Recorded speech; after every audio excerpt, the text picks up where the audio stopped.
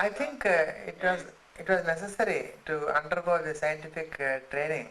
So probably I had to come and speak in this part of the world where people will not listen to me unless I mix a little bit of science with religion. If I have to talk to people, I have to talk rationally. Uh, if I maybe if I talk irrationally, also people might accept. That's what they have been used to. But I think they are trying to rebel against it.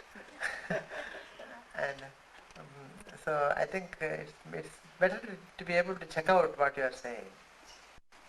And I wouldn't like any one of you to accept my word for truth unless you have checked it out for yourself, that it is true for you. Okay? Okay. See.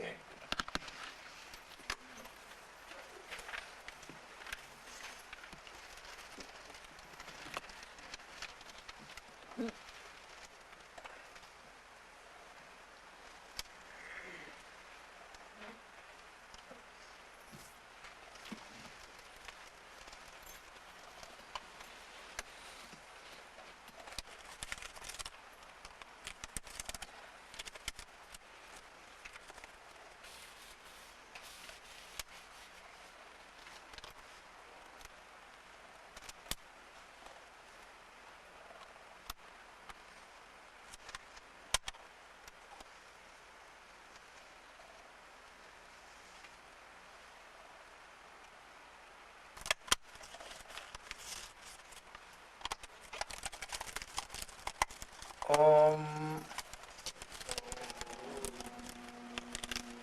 Love thy neighbor as thyself.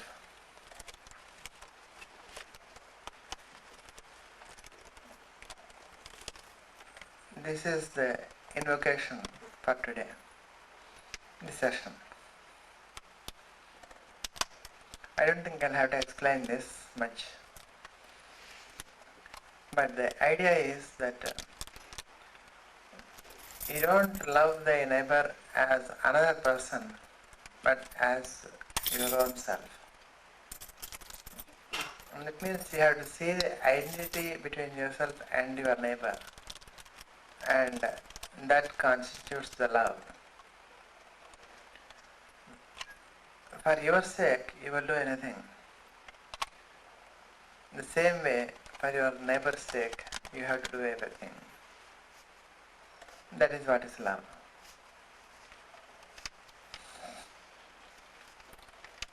Love thy neighbor as thyself. Once you have included the neighbor into the concept of yourself, then the one who is not included in this concept of the self becomes your neighbor. So thus it becomes an ever-expanding circle of love. It is a starting point, yourself, your family, but then it keeps on growing in ever-widening circles. And that is love. It is this aspect of loving. We live for loving and being loved without any expectation of any return. And that is why we live. We live for that, we crave for that. Imagine a life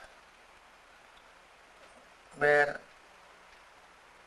you are not able to express your love, where you do not receive love of any kind from anyone. Would that life be worth living at all? So,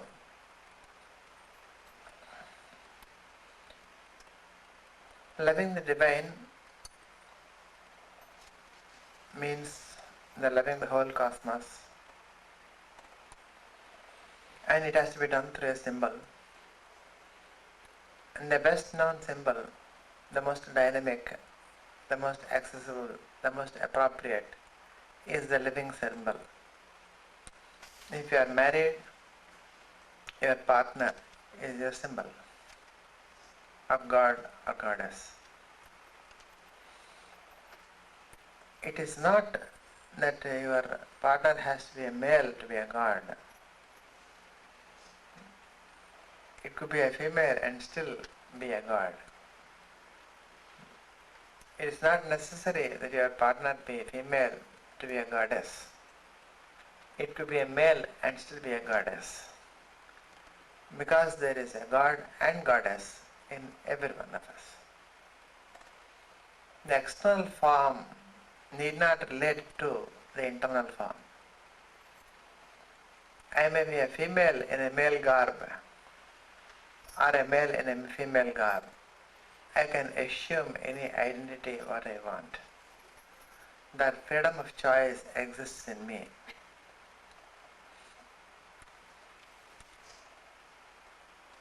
It is this knowledge that you can be male, you can be female, you can be neither, you can be just light, or you can be anything that you choose to be.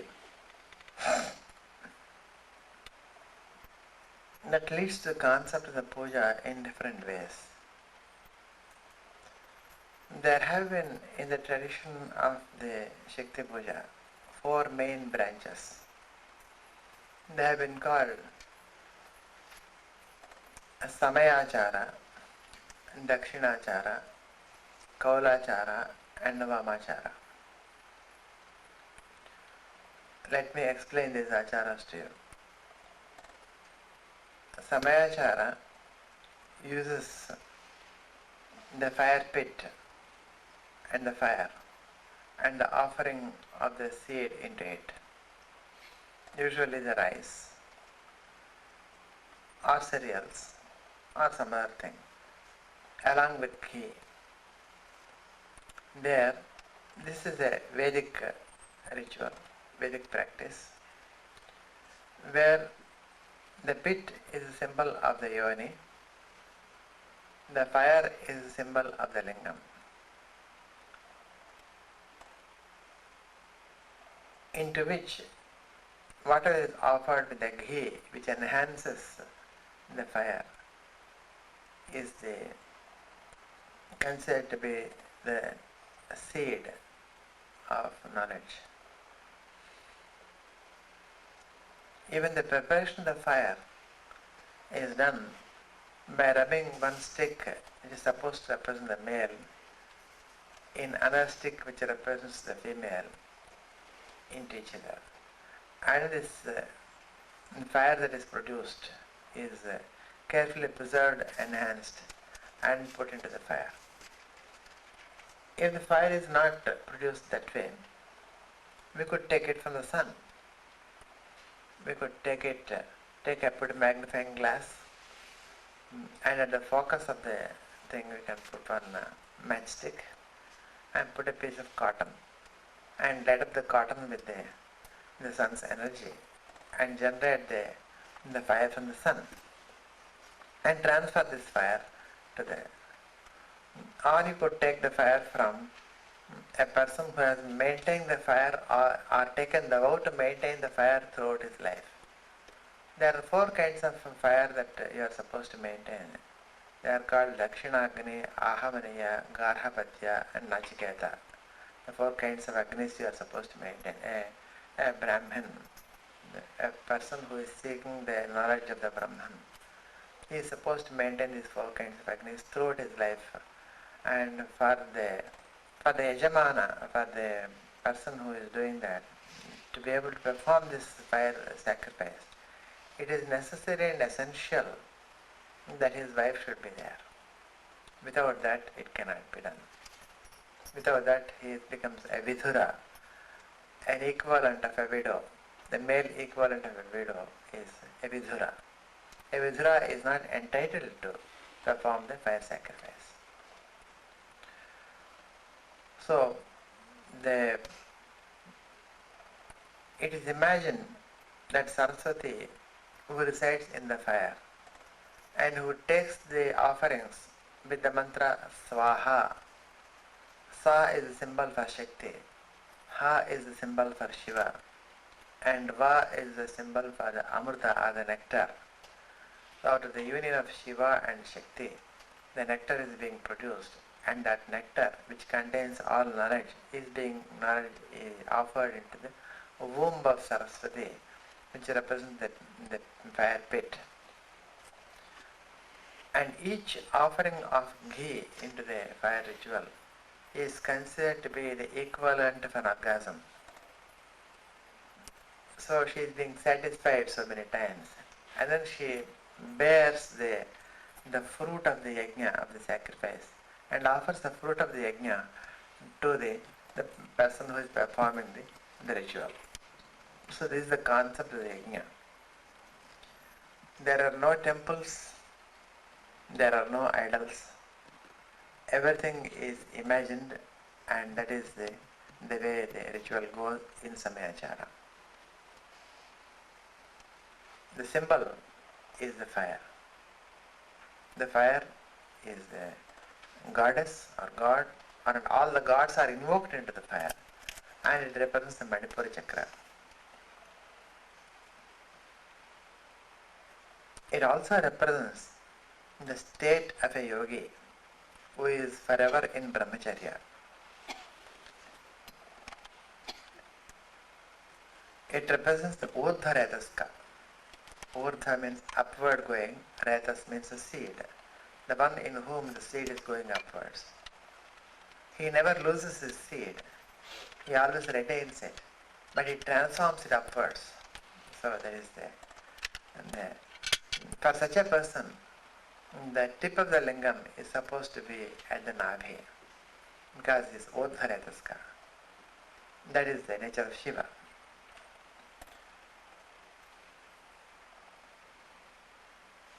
That is Samayachara.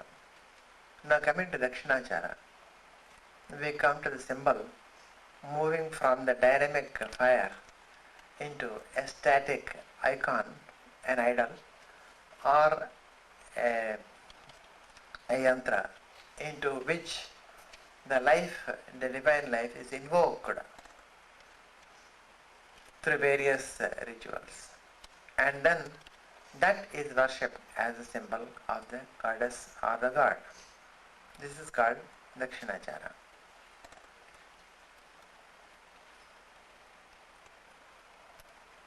And then we have what is called the Kaulachara, where the statue or the yantra is replaced by the living symbol, the temple which contains the god, and that is the human body.